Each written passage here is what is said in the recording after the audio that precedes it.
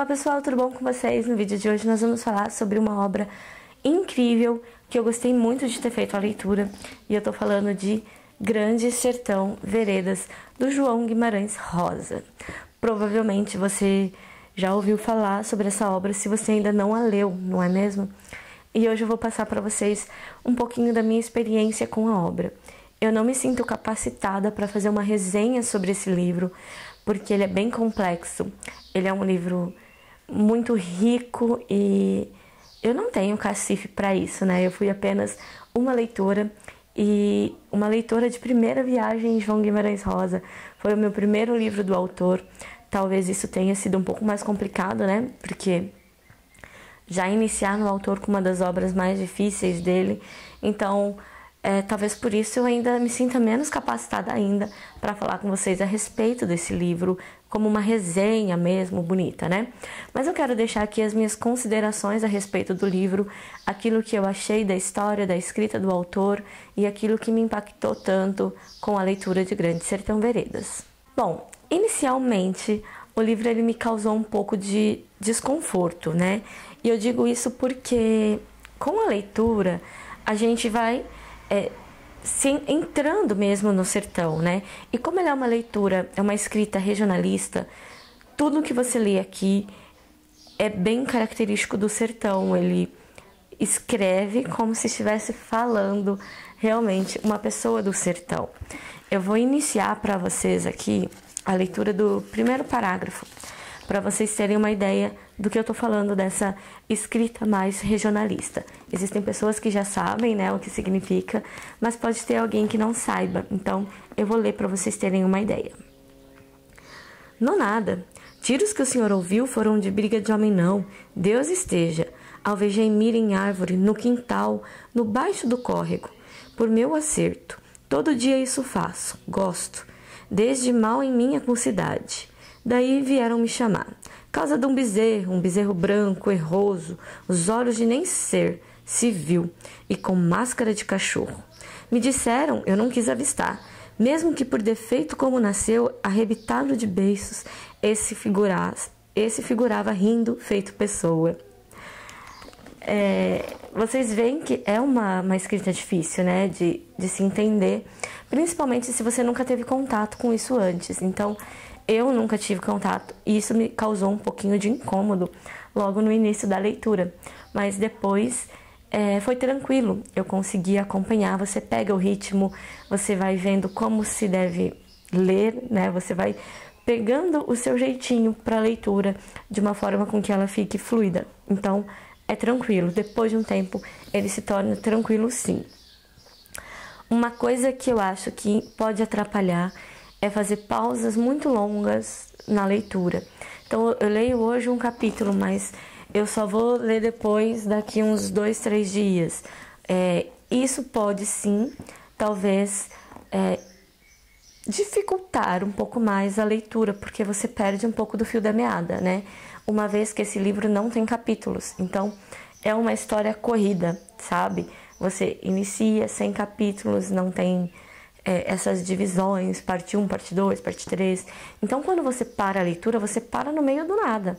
Você para a leitura no meio de um momento importante. Você para a leitura no meio de uma cena interessante. Então, não tem como você, eu vou terminar esse capítulo e amanhã eu continuo. Não, você vai terminar no meio da história mesmo, interrompendo aquela cena, porque não tem capítulos, tá? Então, se você fica muito tempo sem ler, isso pode ser sim prejudicial, mas dá pra continuar depois. Se você tiver uma boa memória, vai de boa, tá? Eu tive algumas épocas que eu fiquei uma semana sem pegar, 2 semanas sem pegar. E quando eu retomei, eu não senti dificuldade em lembrar da história. Eu senti dificuldade em pegar novamente o ritmo de leitura. Então, eu tive que me readaptar mais uma vez, né? Então, é complicado. A cada leitura, na verdade, é uma readaptação, porque uma linguagem difícil, cara. Você ler expressando como se você fosse um sertanejo, eu achei bem complicadinho. Eu não tenho familiaridade com isso, né? Então, se torna um pouco difícil. Uma coisa que me ajudou muito também a desenvolver um ritmo de leitura, e é como se fosse cantado mesmo, né? ler de uma forma ritmada, de uma forma contínua, né, com a entonação correta, foi ver vídeos. No YouTube a gente tem um vídeo que... vídeo, né, audiobook seria, mas aqui no YouTube mesmo, se você pegar o áudio do livro, a pessoa que está narrando, ela fala bem característico também do sertanejo. Então te ajuda muito a ter uma noção de como você pode fazer a sua leitura. E eu achei isso maravilhoso. Então eu ouvi o audiobook acompanhando a leitura até eu me firmar. Aí depois eu desisti, até porque o audiobook ele não estava completo. Então faltava partes da história que eu já estava mais avançada. Mas é bem legal, é bem interessante também. Enfim, a história. João Guimarães Rosa, ele foi sensacional nessa história, porque ele renovou em todos os sentidos com a sua obra, né? Tanto na escrita, como na forma de conduzir toda a história, toda a narrativa. Então aqui a gente tem um jagunço, que é o Riobaldo. E o Riobaldo é o nosso narrador, né? Ele que está contando a história.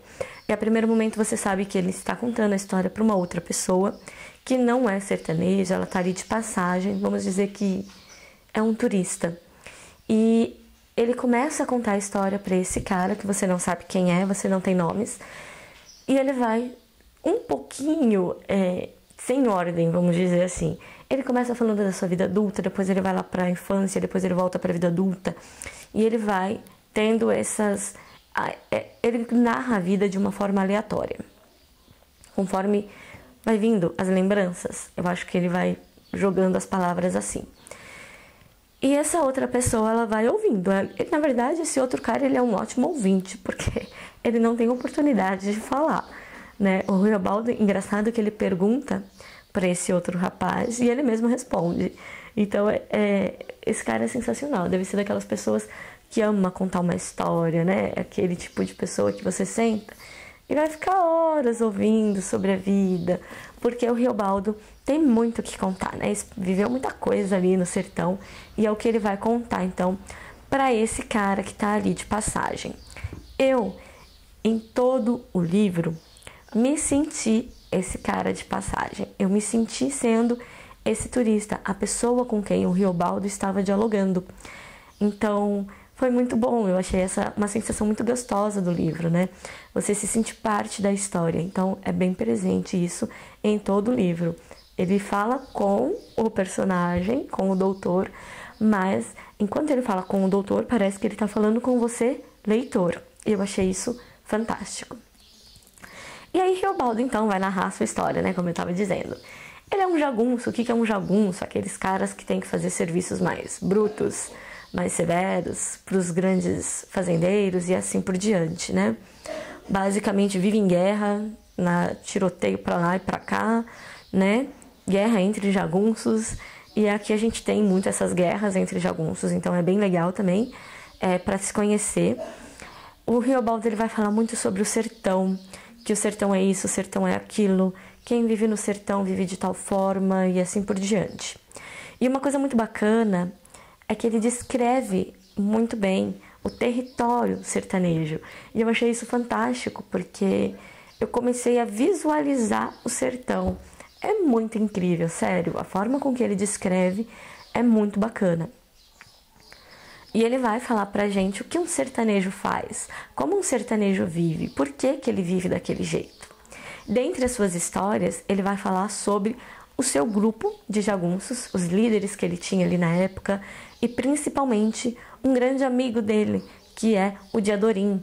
E a gente vai ficar um pouco cismado com esse Diadorim no momento, porque a gente fica, quem é de fato o Diadorim, o que ele fez, né? Qual é o segredo que ele esconde alguma coisa? E a gente se questiona muito sobre isso. Essa amizade do Diadorim com o Riobaldo é uma amizade muito suspeita, por muitas vezes você se questiona se eles são puramente amigos ou se rola um sentimento amoroso entre os dois, né? E aí você se questiona, será que o Rosa já ia tratar sobre a homossexualidade aqui? E ao meu ver, de uma certa forma, ele trata sim, porque te faz questionar sobre isso. te faz indagar várias coisas a respeito disso. E pensa para a época em que o livro foi escrito, em 1956, que falar em sentimentos amorosos por uma pessoa do mesmo sexo que você poderia sim ser um absurdo. Então uma pessoa daquela época ler um livro desse poderia assim, logo de cara, né? Eu não acredito que esse autor está falando disso, que absurdo, que não sei o que é. Então, de uma certa forma, é uma crítica também à questão da homossexualidade, né? E aí você vai lendo para descobrir se de fato tem a questão homossexual aqui, né? Um relacionamento homossexual ou não. Se é realmente amizade, se é um amor fraternal, se eles se consideram irmãos e por isso cuidam tanto um do outro, né? E aí você vai tentando descobrir. Acontece que o grande mistério aqui é revelado só no final. E assim, quando eu digo final, é literalmente final. As últimas 5 páginas, por aí, é que você vai ter a revelação.